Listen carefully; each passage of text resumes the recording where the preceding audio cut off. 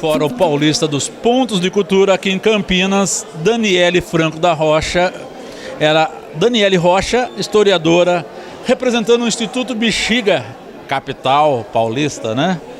Eu gostaria de saber, primeiro, como que funciona o Instituto, quais ações que o Instituto desenvolve ali na região do Bexiga, que é uma região pulsante, né, culturalmente. O Instituto Bexiga é um instituto de pesquisa, formação e cultura popular. E nós temos alguns projetos, como o Rolê SP, que vai descortinando a história da cidade. A ideia é justamente imergir no território para a gente falar um pouquinho do patrimônio cultural, para a gente mostrar um pouquinho da história, da nossa história da cidade, da história do Bexiga, como você colocou. E a gente tem outros projetos, como Mulheres Indígenas em Contexto Urbano, A Cidade em Disputa, né? São debates que a gente promove no Instituto. A gente é um centro de pesquisa, então a gente tem um outro projeto que é Diálogos de Pesquisa. É uma efervescência o Instituto Bexiga, justamente por ser uma referência da história social da cidade em São Paulo. Bom, você falou cidade em disputa. A região do Bexiga é uma região que está intrinsecamente envolvida nisso, né? Temos aí na última década um fato histórico, né? A relação aí da comunidade negra, né? Do quilombo Saracura nesse espaço, né? Vocês também participaram dessas discussões, tiveram voz e vez nas discussões a respeito da ampliação do metrô. Como que foi? Sim, nós participamos, já estamos lá há quase 20 anos e a gente desenvolve um trabalho justamente de pesquisa histórica, principalmente desse território, que é um território tombado, é um território que é visto como uma herança dos imigrantes italianos, mas de fato é um antigo quilombo, é um caminho indígena importante da cidade de São Paulo. Então o nosso trabalho é justamente valorizar essa memória, né? É um chão de muitos povos. E nós participamos sim dessa luta conjunta de vários movimentos populares em relação ao reconhecimento do quilombo Saracura. No Rolê SP a gente desenvolve uma caminhada que a gente faz escavando as memórias do quilombo Saracura num sítio arqueológico que foi encontrado lá. E que a gente, na verdade, fez toda uma luta para poder, esse sítio que está no meio de uma obra de construção de uma nova linha de metrô em São Paulo, e a gente poder recuperar os artefatos, poder ter um centro de memória viva, com esse acervo riquíssimo, essa potência, né, que o Bexiga, que também é conhecido como o bairro das 1000 casas tombadas, ainda dentro do plano urbanístico da cidade. A gente ainda tem casas de 1889, a gente tem digamos assim, um acervo, né, histórico, cultural, arquitetônico, muito importante. Então, nós estamos diretamente ligados a essa luta. Que é um lugar, um ambiente, um território que dialoga com um passado de São Paulo, né, diferente dessa atual, né? Dessa São Paulo que a gente olha, são os arranha-céus, né? Como já disse geral do filme, né? Bexiga não é só arranha-céu, né? Tem muito mais coisa, né? O Bexiga não é só arranha-céu. A gente às vezes tem dificuldade de perceber isso, porque de fato essa cidade adensada, né? Mas o Bexiga, ele ainda tem uma afetividade, uma identidade tão importante que as pessoas se reconhecem, né? A rua é viva, ela é extensão da casa. Então você ainda vê entre o centro e a Avenida Paulista, as pessoas colocarem cadeiras na frente de casa, as crianças brincam na rua. Então a gente percebe que é um bairro que as pessoas se reconhecem. Então é um bairro que todo mundo adora. Das temáticas, dos eixos que já estão acontecendo, né? Estamos aqui no meio do eixo, do primeiro eixo. Qual foi o que você escolheu e qual é a demanda que você vai apresentar? Eu fiquei em dúvida, porque a gente gostaria de participar dos 3 eixos, né? Mas a gente está tentando pensar junto aqui com o movimento de trabalhadores da cultura, formas que possibilitem, né, a valorização desse trabalho e também a continuidade desse trabalho. Então, isso em relação às linhas de financiamento, a questão da gestão compartilhada, né, de alcançar, alargar a autonomia desses trabalhadores na cidade e em relação à própria política cultural. Daniele, então, bom debate, boa luta, né, que agora começa aí o eixo temático, o primeiro eixo temático, e também eu gostaria que você deixasse aí as redes sociais, né, do Instituto, para quem quiser conhecer mais. Muito obrigada, eu que agradeço a oportunidade da gente poder falar um pouquinho desse trabalho que é tão potente, tão importante.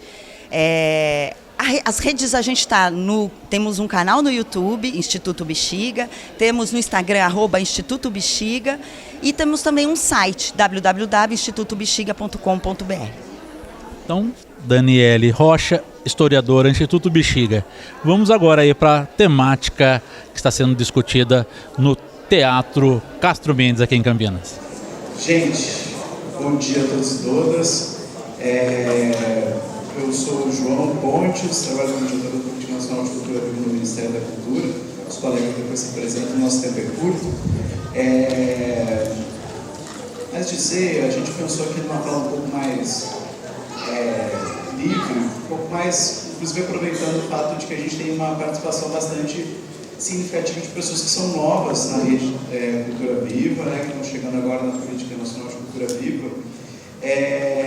Vou começar dizendo que a história da Política Nacional de Cultura Viva está muito imbricada na história, né, do acesso da população aos bens e serviços culturais, está muito imbricada na história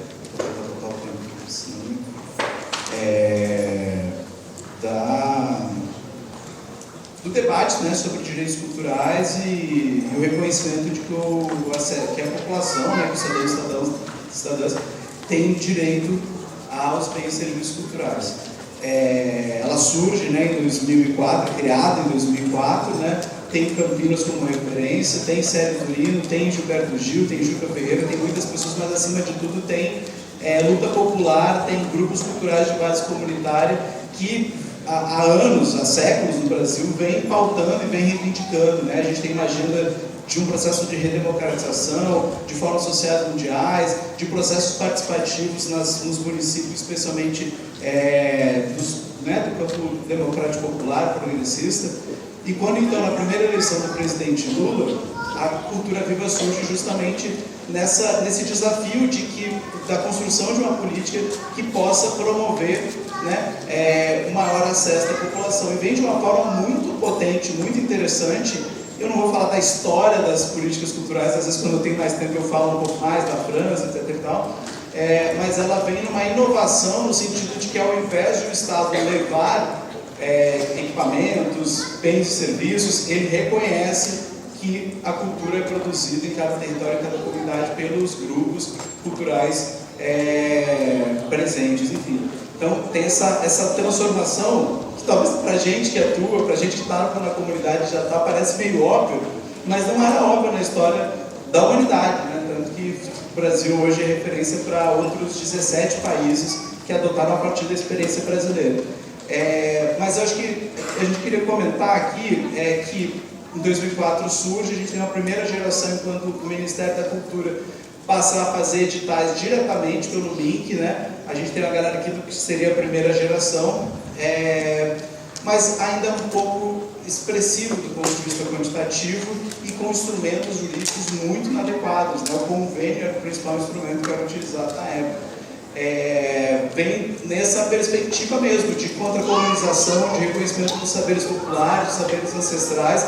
Eu acho que ao longo desse período a gente tem um conjunto de conquistas e avanços de saberes, de conhecimento, né? Inclusive parabenizar aqui os companheiros que apresentaram os dados da pesquisa, mas que a gente percebe que a cultura viva, eu gosto muito de falar uma metáfora, se eu fazer uma referência, né? Que se os pontos de cultura e a cultura viva estão para o Sistema Nacional de Cultura, como as escolas estão para o sistema de educação, como as unidades básicas de saúde estão para o SUS, a grande ação, né, a grande porta de entrada, vamos dizer assim, da população aos bens e serviços culturais. Só que com a grande diferença que a gente está falando de uma potencialização dos saberes, né, das linguagens, dos significados, dos afetos, do que é produzido pelas comunidades. Então isso é uma diferença que faz com que a cultura viva seja uma política pública de novo tipo também, né, na medida em que tem esse reconhecimento.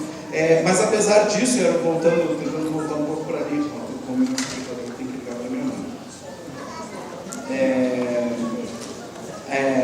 Apesar disso, a gente teve então, de 2004, o primeiro momento que eram editais diretamente pelo MINC, o segundo momento que é quando passa a ter descentralização de recursos para governos estaduais e municipais, e o Marcelo e a companheira também aqui apresentaram um pouco dessa história em São Paulo, que quando a gente passa a ter uma expansão importante da política, mas ainda assim, nos primeiros 10 anos, a gente teve cerca de 3 mil projetos fomentados. Ou seja, a gente nunca chegou a ter uma escala para um Brasil continental, para um país tão grande, 3 mil projetos é muito pouco, Tanto que assim, eu sempre falo, se perguntar na rua para as pessoas o que é um ponto de cultura, a maioria das pessoas não sabe, ainda inclusive, né? Mas sabe o que é uma escola, sabe o que é uma unidade básica de saúde. Então a gente ainda trabalha na perspectiva de que possa ter um ponto de cultura a cada bairro, pelo menos, sendo fomentado, porque se a gente entende dessa forma o papel dessa política.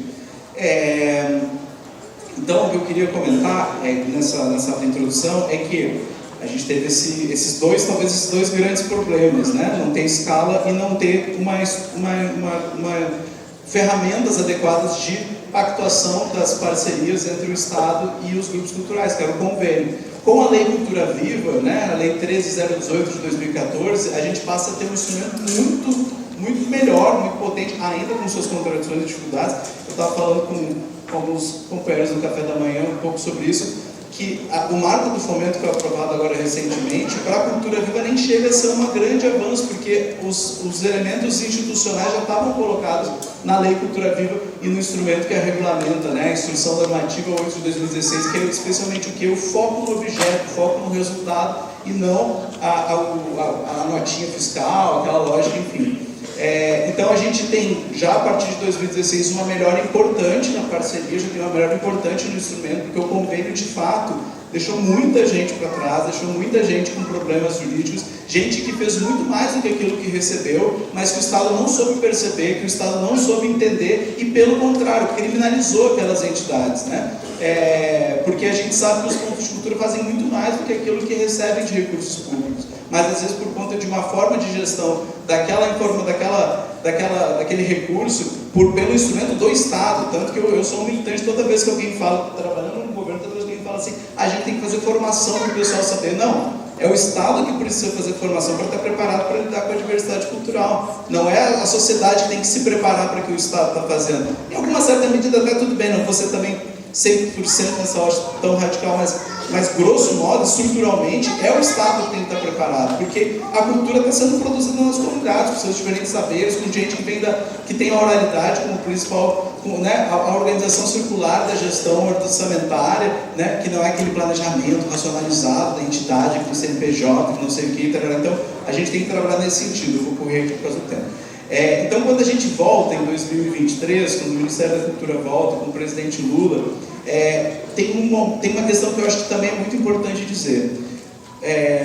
As primeiras gestões do presidente Lula, da presidenta Dilma, elas foram extremamente importantes na redução das desigualdades, na melhoria das condições de vida, nas condições materiais. Entretanto, por mais que as condições materiais de vida tenham sido, né, a superação da fome, a situação de pleno emprego, a melhoria do acesso à habitação, à universidade pública, mas por mais que a gente tenha tido transformações paradigmáticas no campo da cultura, com o GIL, com o JUC, com o SEL, etc. e tal, com o Sistema Nacional de Cultura, com o plano, isso nunca teve uma escala.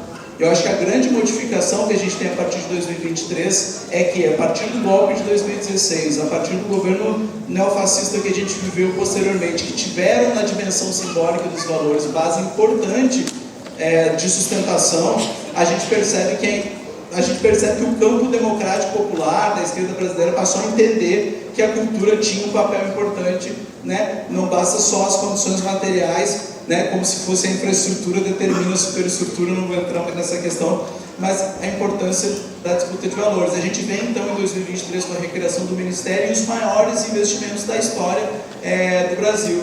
E é por mais que a gente, e eu digo sempre, é uma conquista da sociedade, nós não podemos desconsiderar o papel do governo do presidente Lula na garantia desses recursos, porque não esqueçamos que no ano passado o Congresso Nacional votou pelo fim dos recursos. Se fosse do desejo, seria muito fácil, inclusive, terminar com os 3 milhões por ano da Aldir Blanc, mas tem uma decisão do governo da importância em relação ao investimento na cultura viva, então, na Política Nacional Aldir Blanc, e aí na cultura viva como um elemento e como uma política estratégica fundamental para a base comunitária. Então, quando a gente chega, a gente vem, né, em algo que a gente já pensava no programa de governo, né, nós 3 aqui, inclusive, estávamos no programa, estávamos na transição, a gente já veio com essa ideia de vincular recursos da Aldir Blanc para a cultura viva, e a gente vem muito nesse sentido, e com o sentimento de que para a retomada e reconstrução da cultura viva era fundamental fazê-la junto com a rede dos pontos de cultura.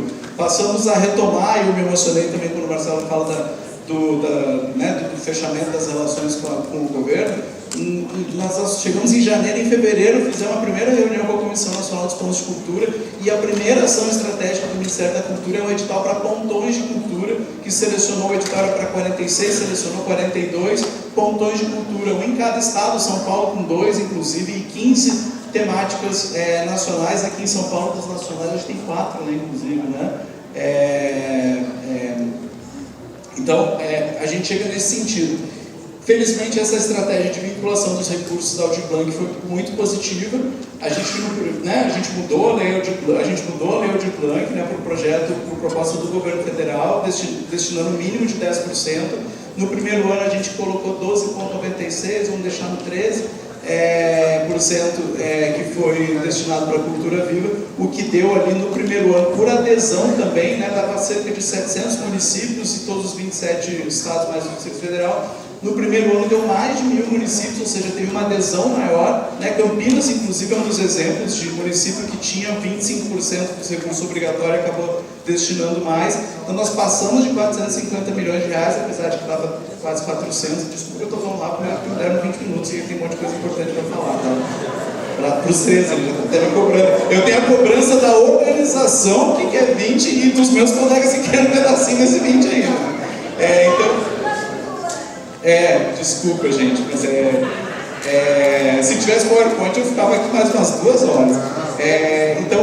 Então a gente vê uma forma muito positiva, né, esse primeiro ano, essa primeira adesão. Nós chegamos a mais de 15 mil pontos de cultura fomentados no primeiro ano. Como eu comentei, nos primeiros 10 anos da Cultura Viva foram 3 mil projetos, e muitas vezes uma mesma entidade teve 2 projetos mais selecionados. Nós estamos falando de, num ano, 15 mil. Quando nós estávamos lá no México, no Congresso Latino-Americano, a gente falou, o maior investimento da história do Brasil. Aí o pessoal da Argentina, não, é o maior investimento da história da humanidade, né? Nunca a gente teve tanto investimento em política de base comunitária. No primeiro ano, com premiações e termos de compromisso cultural, seja com ponto, seja com pontão, uma vinculação, entendemos ser fundamental que os pontões de cultura, né, como já foi dito, mas como também tem a turma chegando, ponto e pontão não é de tamanho diferente. Eu acho que é um nome que a gente um dia vai ter que mudar essa lei, porque parece que um pontão é um ponto grande, não tem nada a ver. Ponto, atuação territorial comunitária, pontão, atuação junto aos demais pontos, né? Então a gente acha fundamental e por isso vinculamos no primeiro ano entre 15% e 20% do recurso dos estados a pontões, e agora inclusive passamos de 15% a 30%. Isso está nos dando a condição de ter cerca de 113 pontões de cultura em todo o Brasil. Eu sei que o governo do estado vai anunciar que o edital são quantos mesmo? Isso aqui? Deixa eu anunciar, né? Vocês mesmos anunciam, né? A gente anuncia junto, né? A gente tem uma parceria boa aqui.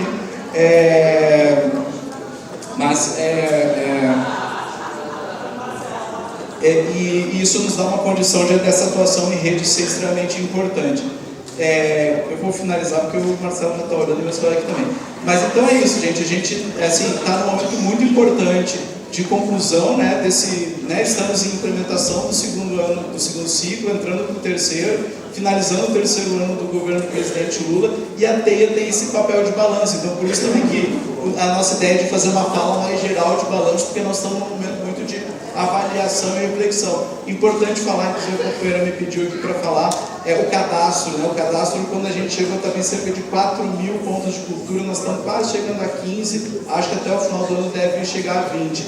É um crescimento qualificado de grupos de base comunitária que ainda tem muito para crescer, grupos que de fato atuam nos territórios, nas comunidades. Alguém fala assim, perdeu o sentido. Alguém um dia me falou, não, já tem uma borracharia. Aí eu pedi para me mandar, até agora ninguém me mandou uma prova de algum ponto de cultura que tenha sido certificado, que não seja de fato um núcleo de base comunitária. Se tiver, é muita exceção. Então, tanto que a prova está aqui, a grande maioria são novos, pelo que a gente viu ontem, e estão na atuação. Mas, aí dizer, né, que é diferente o que é uma entidade, um CPF, do que é um ponto de cultura. Um ponto de cultura é um grupo cultural que atua, né, com os conceitos que foram falados aqui, atua em rede e por aí afora. E aí só no ano passado a gente teve mais de 6 mil pedidos, então a gente até pede desculpa, demorou, eu sei que está saindo uma leva agora, porque a gente está fazendo um mutirão. Está aqui a Bel, acho que a Estela está na certificação, a Estela acho que é na digestão, a Bel está na certificação. Agradecer a Bel e todas as pessoas da Comissão Nacional dos Pontos de Cultura que aderiram a essa mutirão de certificação, e a gente está já chegando perto dos 3 meses, né, que é o prazo que a gente dá de certificação. Desculpa, só um pouquinho.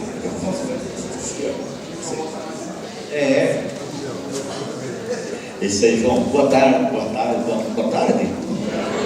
Bom dia. Estou vendo aqui o povo do João, aqui o Gil, a Sol, cadê a Alessandra? Quem quer comprar, o que eu trouxe para vender? Para vender trouxe coisas engraçadinhas, trouxe coisas bonitinhas e azeite de dendê. Gil. Amigos, o João já fez toda uma retrospectiva, mas uma contextualização bastante consubstanciada, e eu vou me ater basicamente a algumas questões voltadas ao meu campo de atuação, que são as culturas tradicionais e populares, a qual eu sou diretor de cultura tradicional e popular lá do Ministério da Cultura, e olhando à luz dessa pesquisa muito bacana que a dupla, que não é sertaneja, mas pesquisador, Cauê e Cauã, realizaram aqui, traduz um fato muito importante. A grande maioria dos pontos de cultura são voltados para as culturas tradicionais e populares, que notadamente é a nossa base estruturante e estrutural da nossa identidade nacional, né, do nosso DNA. Portanto, me sinto muito à vontade de trazer aqui essa provocação inicial, dizendo da importância, né, e do fundamento que se diz desse encontro dos pontos de cultura, especialmente voltado para a preocupação maior sobre a mudança climática, para a justiça climática, né? Que nos traduz uma preocupação, então, de começar a discutir sobre as desigualdades sociais, sobre o racismo ambiental, o racismo institucional e o racismo estrutural que nos afeta no nosso cotidiano. Portanto, apontar para a discussão da justiça climática é apontar para a discussão das culturas tradicionais e populares, que são estas culturas, ou este segmento das culturas mais vulnerabilizado, mais prejudicado nas discussões sociais e históricas do Brasil como um todo e do mundo, né? Portanto, nessa discussão, eu queria trazer aqui eu fiz até uma colinha aqui, que me perco dessa cola, trazer essa ideia da mobilização, né, de cultura de base comunitária, é também trazer à tona essa emergência da reconstrução, né, que traduz as linguagens das culturas tradicionais e populares para a urgência dessas políticas públicas, políticas climáticas, que reconhecer e fortalecer esses pontos e investir na resiliência, né, que já fizemos, comunitária, para uma justiça climática adequada com os nossos anseios, com os nossos objetos de discussão de base comunitária. Quero ser direto nessa questão, acrescentando uma reflexão que existe coragem política, né, que é a nitidez e a prática para o desafio da política nacional para as culturas tradicionais populares, que acabamos de fazer essa reflexão nacional.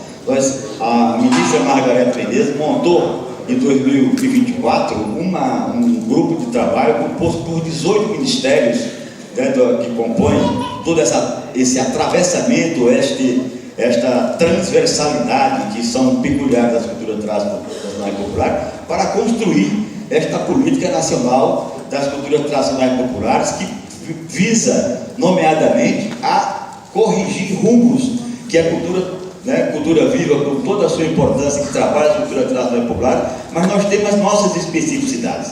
Estamos aqui com o Pedro Neto Inatubi, que é também o nosso coordenador geral, que ajudou, inclusive, a coordenar e a conduzir essa política. Merecidamente, nesse condutor guerreiro, estava o professor Neto. Portanto, as suas frentes de proteção e valorização e reconhecimento. Eu tenho trazido um debate muito importante a partir desta discussão do grupo de trabalho, porque reúne os 18 ministérios, mas também reúne 54 mestres e mestres do país inteiro, 2 mestres e 2 mestres dos 26 estados brasileiros e o Distrito Federal, para ajudar a fazer essa discussão da elaboração, da colaboração da cultura tradicional e popular. São as mestres e os mestres, os reais condutores e guardiões, né, desta sabedoria, e que estão, inclusive, morrendo a língua, morando em lugares altamente precários e vulnerabilizados por ausência de presença de políticas voltadas para este segmento. Eu acho que é uma grande questão que temos que discutir. Portanto, a gente tem trazido o debate que agora é para rir. Agora é para rir. Reconhecer, incluir e remunerar.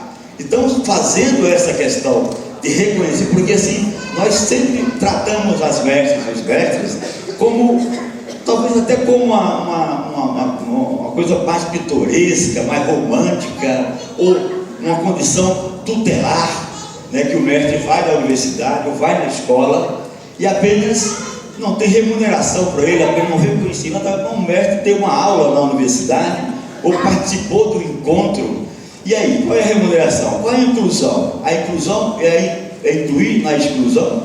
Portanto, essa ideia dessa política que está dentro da política nacional das culturas tradicionais populares é para rir, porque nós precisamos reconhecer, incluir e remunerar. Esta é uma das discussões importantes que estamos trazendo, por exemplo, com o reconhecimento do notório saber nas universidades. Acabamos de criar um consórcio nacional de universidades para discutir o notório saber. Este notório saber, que está hoje em avanços sistêmicos na Universidade Federal de Minas Gerais, nós já temos 29 professores e doutores instituídos por aquela universidade.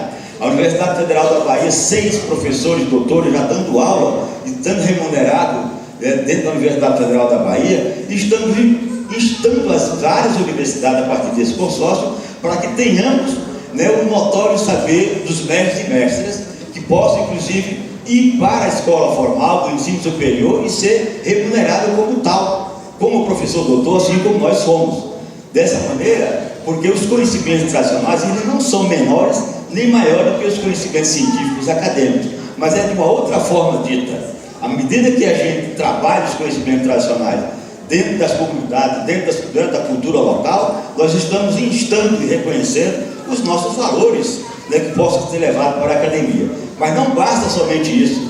Eu acho que os nossos conhecimentos tradicionais, né, precisam ser incluídos no currículo das escolas. Não somente os mestres e as mestres na escola, mas nós precisamos entender que os educadores que ali trabalham precisam entender sobre as nossas disciplinas que possam ser reconhecidas como tal. Quando o mestre e a mestra chegar na universidade ou numa escola formal, os professores que lá já estão, saber o que estamos a dizer, o que estamos a fazer, e o que estamos a reconhecer, o que estamos a discutir, debater e refletir sobre os nossos valores intrínsecos aos nossos saberes, aos nossos reconhecimentos. Portanto, este encontro é fundamental para que reafirmamos o papel dos pontos de cultura, como aqui já foi dito por todos vocês que trabalham há mais tempo nessa questão. Essas múltiplas linguagens, mas também sobre as múltiplas desigualdades que são peculiares ao nosso país. Os pontos de cultura, portanto, são esses territórios dos conhecimentos, os territórios desses saberes, né, que com mitigação e adaptação dessa justiça climática tão falada, inclusive é o tema da Teia Nacional, que precisa trazer à tona sobre essa condição dos pontos de cultura. Uma outra questão que eu queria levantar aqui a respeito e a despeito de sobre uma outra questão que disseram aqui, sobre financiamento ou fomento aos pontos de cultura. Alguns se candidatam a ponto de cultura por conta do fomento existencial. Nós esquecemos, e é preciso ter coragem de dizer isso, que é imprescindível retomar e atualizar o debate histórico em torno da PEC 150. Quem é que lembra, quem é que sabe o que é a PEC 150 aqui? De vocês, levante a mão aqui. 2 pessoas, se vê. Nós esquecemos de fazer esse debate que foi feito nos anos 2000, né? Que estava dentro da questão do Sistema Nacional de Cultura. A PEC 150 que instituía que a obrigatoriedade do governo federal ter 2% do orçamento da União para a cultura. Os estados 1,5%, os municípios 1%. Nós estamos vendo aqui uma bancarrota, me dá um exemplo, desculpa, porque grande parte dos estados brasileiros, dos municípios, deixaram de ter orçamento público para a cultura. Não consta essa rubrica orçamentária dentro do orçamento da cultura, esperando, todavia, ou notadamente, o recurso da PNAB, chamada política Aldir Blanc, que, na minha opinião, é uma estratégia política, não pode se chamar de política, porque política tem longevidade. A PNAB tem um tempo para acabar. Então, a ideia de que a gente tem uma política voltada para o orçamento, não tem verba discricionária, né, dentro do Ministério da Cultura, dentro dos estados, dentro dos municípios. Quantos municípios aqui vocês veem dos municípios? Quantos municípios têm rubrica orçamentária para a cultura? Quantos municípios têm rubrica orçamentária? Nós precisamos retomar esse debate da PEC 150. Nós precisamos recursos próprios para todas essas políticas aqui existenciais. Uma outra questão que eu poderia trazer aqui, além dessa necessidade de orçamento para a cultura, que seria a reparação e justiça antirracista, né? Não há política cultural eficiente que ignore as dívidas históricas e sociais, né, que, com os povos negros, com os povos originários, com os povos tradicionais, que precisamos de programa de reparação cultural que enfrente essas desigualdades estruturais. Ações afirmativas e editais já são garantidas, mas também nós não podemos entender a política de edital como sendo horizontal. Edital, eu costumo dizer em todos os lugares do Brasil onde eu ando, edital não é de todos, é de fulano, é de ciclano, é de beltrano. Edital é de alguém. Portanto, eu acho que precisa de um é de todos, né? O edital, o resultado de todas as suas garantias, é a única estratégia de mercado.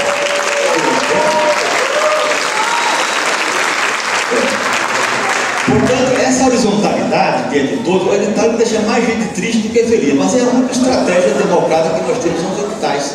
Então nós precisamos pensar e refletir durante esse encontro que tipo de política a gente quer. O Sistema Nacional de Cultura, nós estamos discutindo o Sistema Nacional de Cultura, o sistema estadual, os sistemas municipais, a ideia do repasse de fundo a fundo. De que modo nós estamos fazendo esse debate? Entende? Então são questões importantes, estruturantes, que precisamos debater, ter a coragem de debater, inclusive, a retomada da PEC 150. Portanto, eu falei com o Nery aqui, eu lembrei assim, a participação e o controle social, né? Para que as políticas sejam legítimas e perenes, o Sistema Nacional de Cultura precisa ir muito além da discussão do chamado CPF. Nós precisamos fazer essa interlocução, talvez assim, eu disse, esse impacto federativo, que os estados e os municípios precisam fazer esse debate, desde o orçamento público, mas também a pluralidade que garante a política cultural do Brasil ou dos estados brasileiros. Política cultural, ela pressupõe a colaboração dos diversos entes federados, não somente trabalhar a arte como cultura, a arte é cultura, né? Mas cultura não é só arte. Nós precisamos debater com a saúde, com a educação, com a mobilidade urbana, todos os setores para entender a política cultural. De modo, grande abraço para nós, vamos debater mais.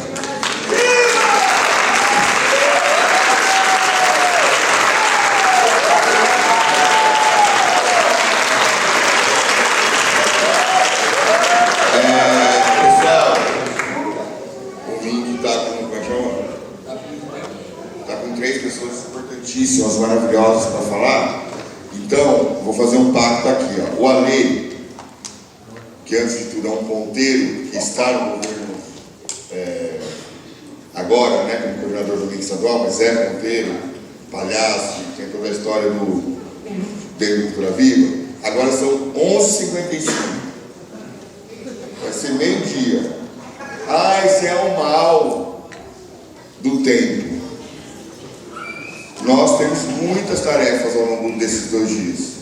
Então, eu adoraria, ligo para o Ale, a gente conversa bastante, conversa com todos eles, podemos conversar depois. São pessoas que têm repertórios muito legais, mas o tempo é esse senhor, como diz o mestre do mundo, só é de ida, não tem volta. Ninguém inventou voltar, a gente tem pouco tempo.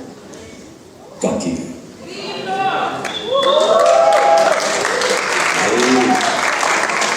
Eu estou entendendo que eu tenho 5 minutos, então serei o mais breve possível. Aí, mas tudo bem. Esses meninos sabidos aqui deram um recado. Quero agradecer a presença de vocês, ponteiros. Eu sou ponteiro desde 2010. Uma vez ponteiro, sempre ponteiro, não é isso? Então, sou ponteiro. Quero agradecer aqui meus companheiros do Ministério da Cultura. Sei do trabalho que eles fazem no Brasil afora. Todo dia o Tião está numa cidade diferente e o João também, explicando o que é a cultura viva, a importância das culturas tradicionais e populares nesse país.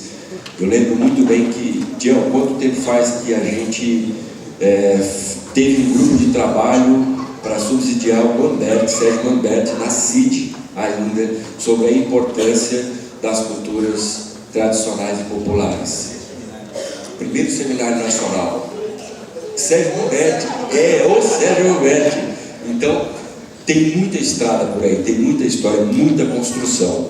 E ao mesmo tempo, a gente percebe como são frágeis essas estruturas. Há poucos anos, o Ministério da Cultura acabou.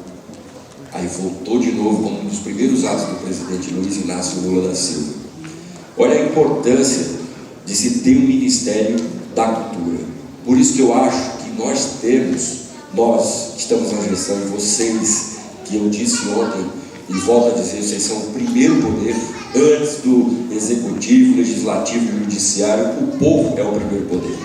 Então, vocês têm que assegurar a importância do Ministério da Cultura para que ele continue existindo, porque esse encontro aqui, inclusive, acontece, as teias estaduais, as municipais e a nacional acontece porque existe um Ministério da Cultura que faz esse repasse para os estados e para os municípios. Então nós temos que defender.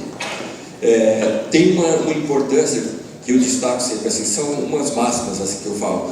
Primeiro, governo não faz cultura, mas ele tem a obrigação de fomentar a cultura.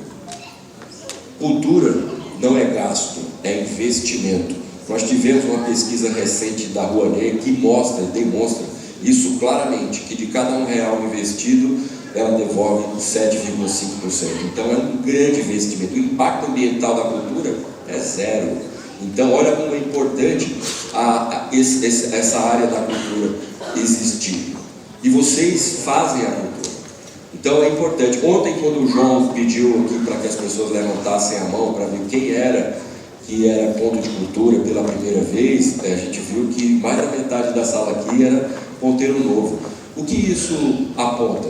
A importância da gente trabalhar com formação, né? Pegar todo esse histórico de cultura viva, passar para esses novos ponteiros, para dar continuidade a esses programas, essa lei, que é uma lei, né? Começou como programa, mas virou lei, e hoje está na raiz da cultura popular brasileira. Então isso é muito importante, essa formação, trabalhar com formação. Eu estou no escritório do Ministério Ministério da Cultura no Estado de São Paulo, e isso foi uma decisão da ministra nessa gestão agora, de trabalhar a territorialização das políticas públicas federais. Por meio do quê? Dos escritórios. Antes tinham 6 escritórios, eram os escritórios regionais, tinha região que tinha mais de um escritório, e aí criou-se em cada estado um escritório para assegurar essa disseminação de todas as políticas públicas do governo federal. Temos também aqui o Comitê de Cultura. Cadê ele? Está por aí, entendeu? O Comitê de Cultura. Olha lá, está lá no canto, só para vocês saberem, olha lá. Comitê de Cultura está aqui presente, ali também a CEL está lá, que faz um trabalho também de territorialização dessas políticas públicas federais. Tem agente territorial aqui? Olha lá, os agentes territoriais estão aqui também, que garantem essa implementação das políticas públicas federais. Todas essas ações são com este propósito, de aproximar essas políticas públicas federais de quem realmente é importante e interessa, que são vocês, fazedores de cultura. Mas para isso, para administrar todos esses recursos, os repasses, e a gente conta com a parceria dos municípios e dos estados.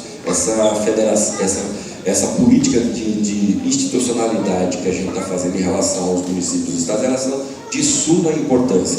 Cada vez mais o Ministério da Cultura tem a certeza de que não é e não será uma grande Secretaria Nacional de Cultura que lança editais. Então isso ficará a critério dos municípios e dos estados. E nós temos que dar modelo de editais, dar essas referências para que os municípios e os estados se assegurem disso. Isso é importante para a gente falar.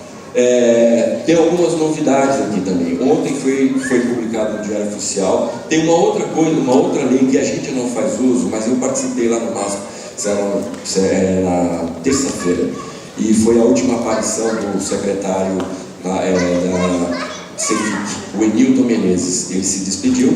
Tiago Rocha Leandro agora está como secretário, também era da DAST, que era da secretaria que administrava também os recursos da PNAB. Ele é o novo secretário da Rouanet, na CEFIC, dessa secretaria.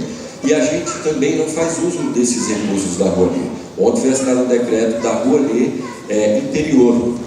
Então, eles têm criado várias vertentes da Rouanet para democratizar o acesso à Rouanet. Então, temos a Rouanet Favela, a Rouanet Juventude, a Rouanet Regional e agora a Rouanet Interior. Então, são coisas que a gente precisa também fazer uso dessa possibilidade de recurso de financiamento, porque a gente está sempre buscando os editais de incentivo direto.